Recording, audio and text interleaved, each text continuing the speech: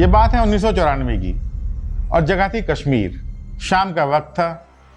सेना का एक चेक पोस्ट लगा हुआ था जहां वो हर आने जाने वाली गाड़ी को चेक कर रही थी। उसी जगह पर एक ऑटो आके रुका। उस ऑटो में 3 लोग बैठे थे।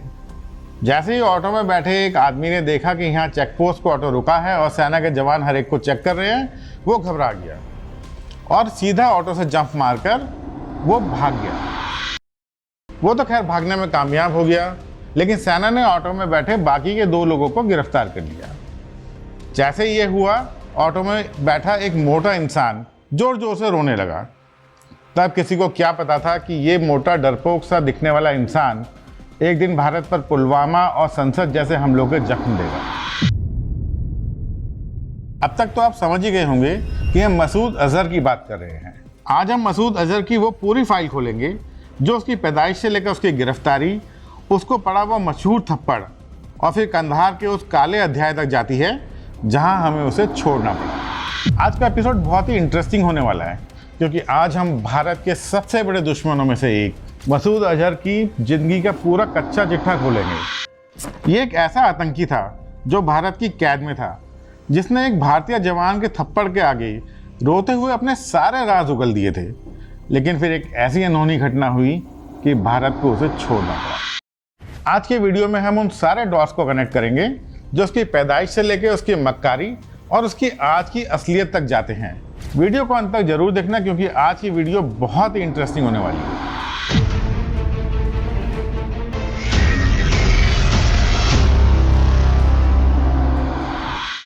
ये लगभग 90s के शुरुआत की बात है। पाकिस्तान के बावलपुर इलाके में एक 22 साल के लड़के ने हरकतुल मुजाहिदीन नाम के आतंकी संगठन को ज्वाइन किया।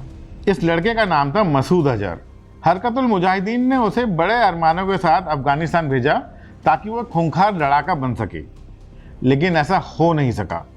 जिस मसूद अजहर को दुनिया खतरनाक आतंकी मानती है, वो असल में अपनी पहले ही ट्रेनिंग में फेल हो गया था।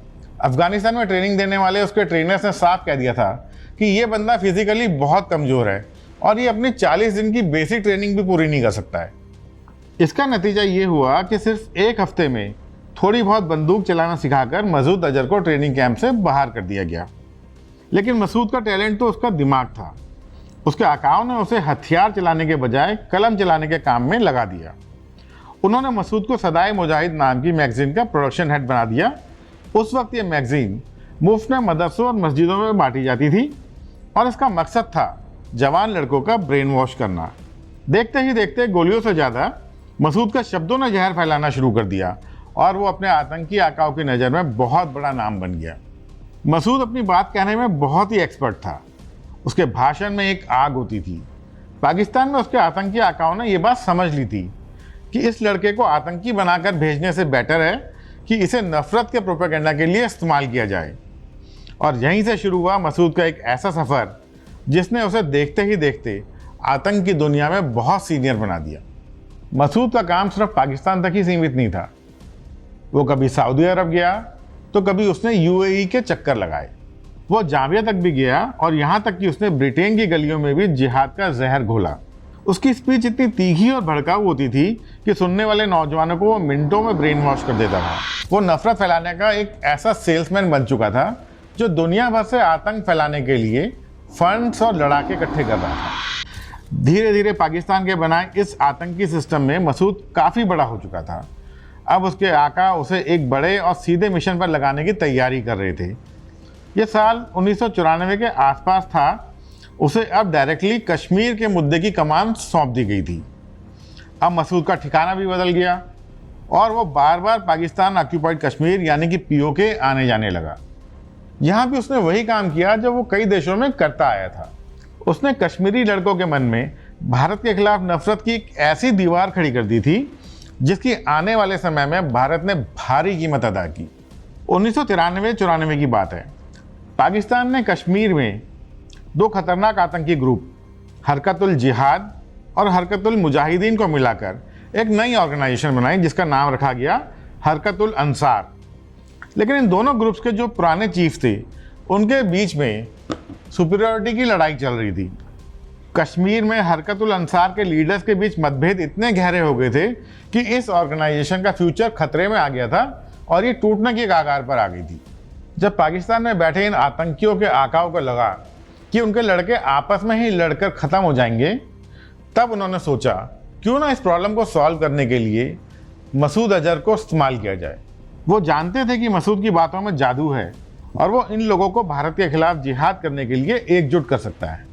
उन्होंने डिसाइड किया कि मसूद अजहर खुद कश्मीर जाएगा और वहाँ के कमांडरों के बीच चल रहे झगड़े को सुलझाएगा।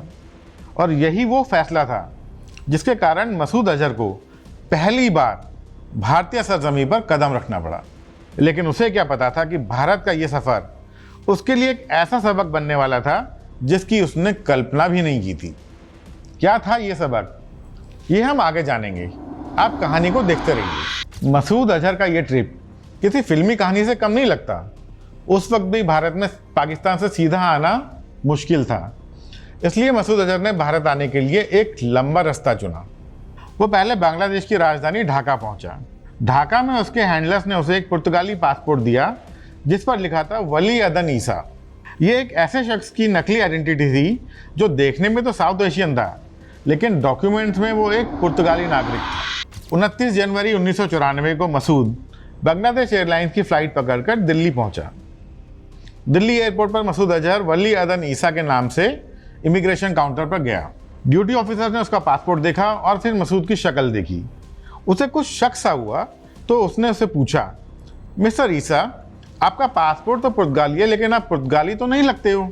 मसूद के माथे पर शिकन नहीं आया और उसने बड़ी चालाकी से मुस्कुराते हुए जवाब दिया, साहब, मैं पुर्तगाली नागरिक तो हूँ, लेकिन ओरिजिनली मैं एक गुजराती हूँ।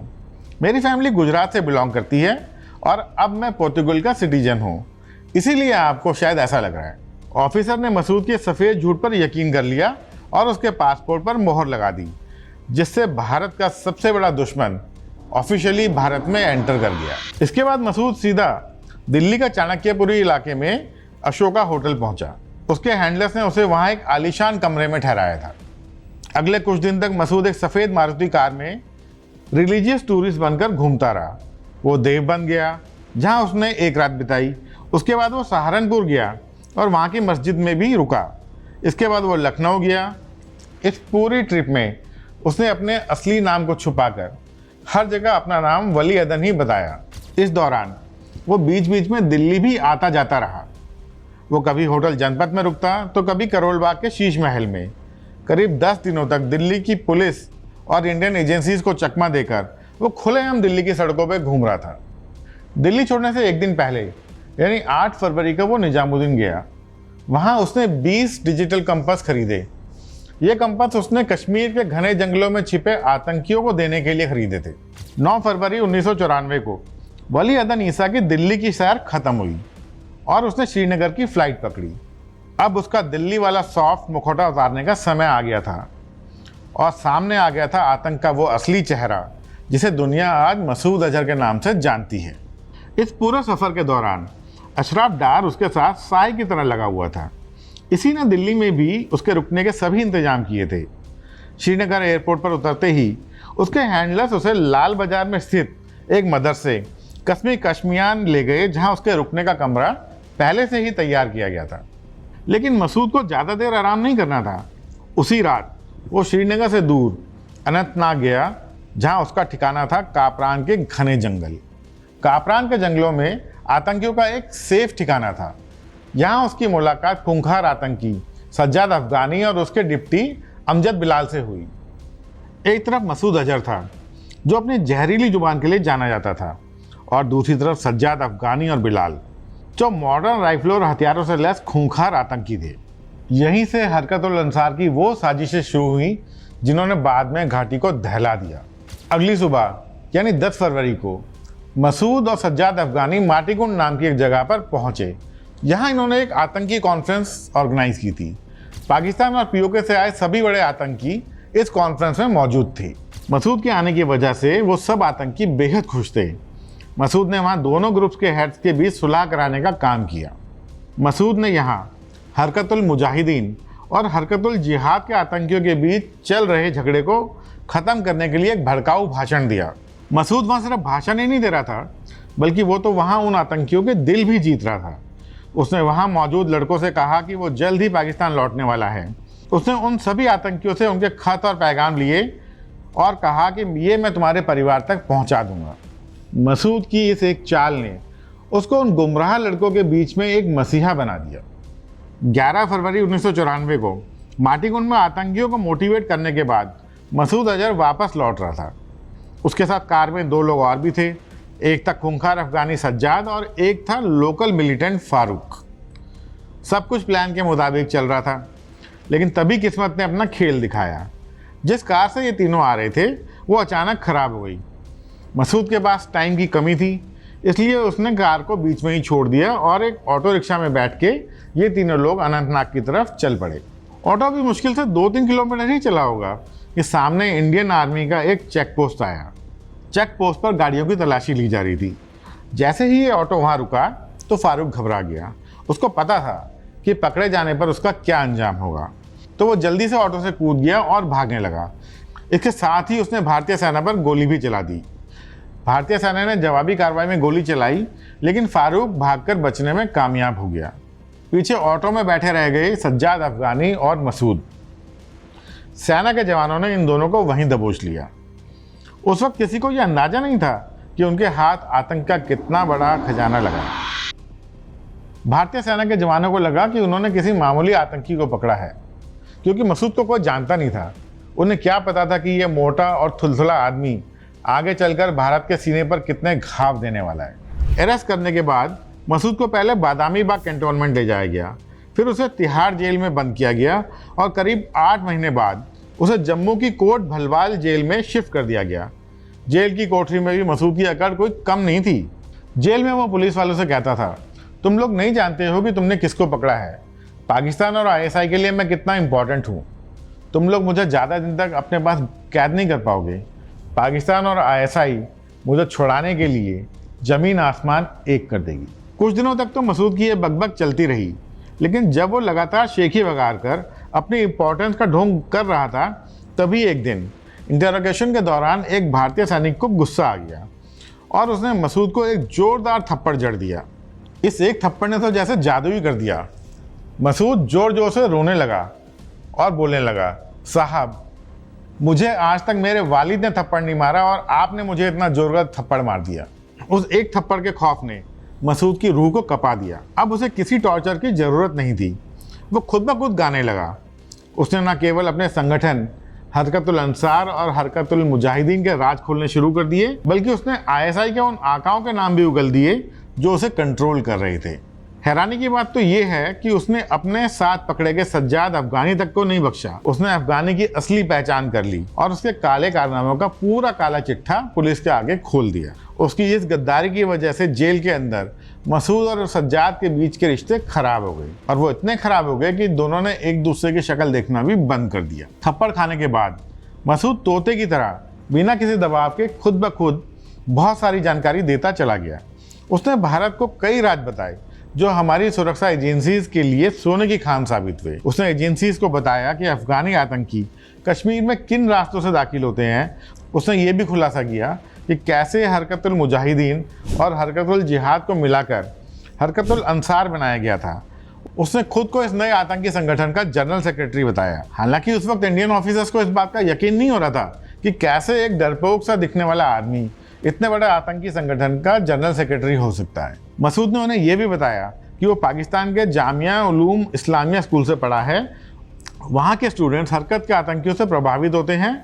उसने कबूल किया कि अफगानिस्तान में आतंकी ट्रेनिंग सिर्फ पाकिस्तानियों की नहीं होती है, बल्कि इसमें सूडान, बांग्लादेश और कई अरब देशों के लोग भी वहाँ जाते हैं। उसने इन्वेस्टिगेशन में उन शहरों की लिस्ट भी दी जहाँ 1990 से आतंकियों और ऑर्गेनाइजेशन के ठिकाने बन चुके थे। इनमें से कुछ शहर थे कराची, हैदराबाद, लाहौर, गुजरावाला और इस्लामाबाद। यहाँ एक तरफ तो मसूद जेल के अंदर ISI के सारे राज उगल रहा था और दूसरी तरफ ISI मसूद को छुड़ाने के लिए भरपूर कोशिश कर रही थी। 1994 में उमर सईद शेख नाम के एक आतंकी ने 3 ब्रिटिश और एक अमेरिकन टूरिस्ट को किडनैप कर लिया। किडनैप करके वो उन्हें सहारनपुर ले गया। उसकी डिमांड थी कि मसूद अजहर को रिहा किया जाए, लेकिन दिल्ली और यूपी पुलिस ने अपनी मुस्तैदी से उसके इस प्लान को फेल कर दिया। उन्होंने सारे टूरिस्टों को छुड़वा लिया और ISI का ये प्लान धरा का धरा रह गया। अब मसूद अजहर के साथ उसको छुड़ाने आया उमर सईद शेख भी भारत की कैद में था।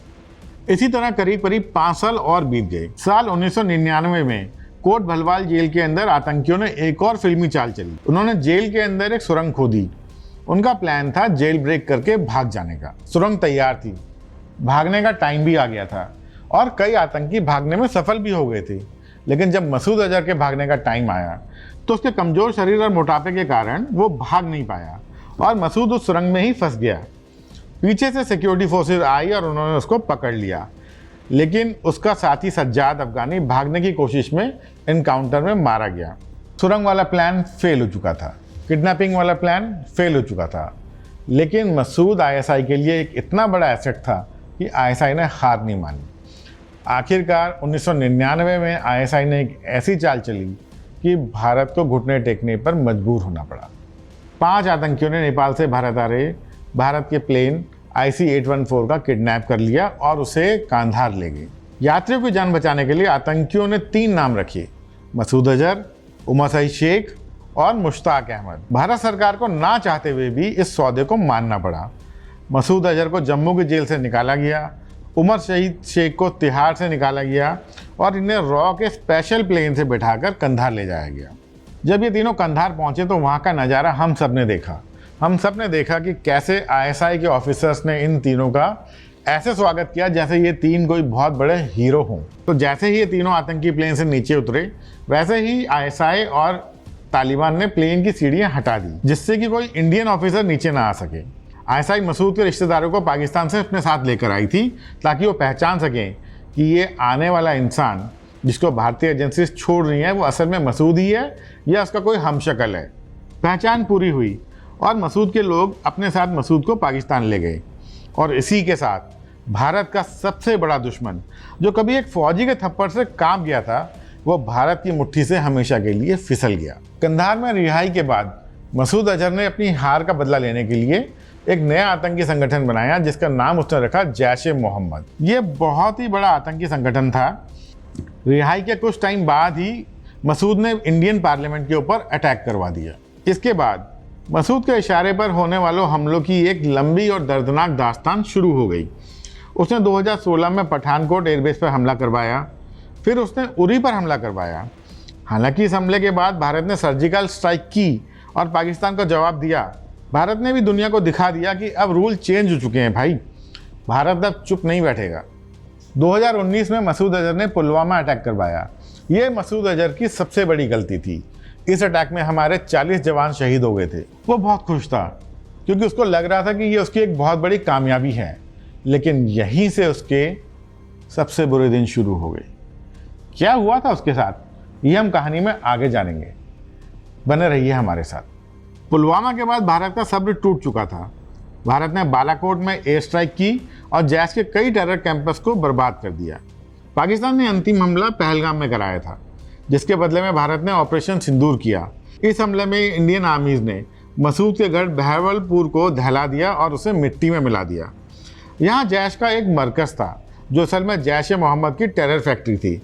इसी ऑपरेशन में मसूद के परिवार के कई लोग और उसके 2 टॉप के कमांडर भी मारे गए थे। ये मसूद के ऊपर भारत का बहुत ही स्वीट रिवेंज था।